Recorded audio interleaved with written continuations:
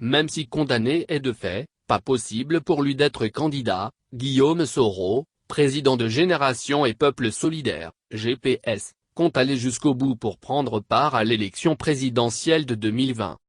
L'ancien président de l'Assemblée nationale de Côte d'Ivoire en exil en France depuis plus d'1 an, a commis ses proches à Abidjan pour la constitution de son dossier de candidature. Guillaume Soro, sur qui pèse à Abidjan une condamnation de 20 années de prison, estime que le chef de l'État Alassane Ouattara, candidat du RHDP à la prochaine élection présidentielle, a, en réalité, peur de sa candidature.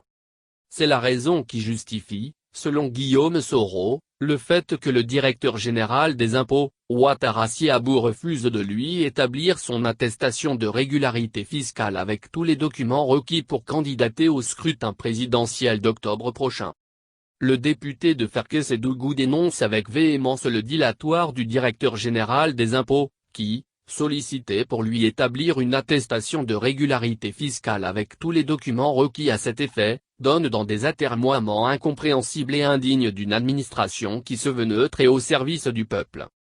Guillaume Soro interpelle l'État de Côte d'Ivoire, le Conseil constitutionnel et la Commission électorale indépendante sur le fait qu'un fonctionnaire de l'État s'autorise à s'opposer, sans raison apparente, à ce qu'un candidat puisse entrer en possession d'une attestation qui est un droit pour tout citoyen qui remplit les conditions y afférentes.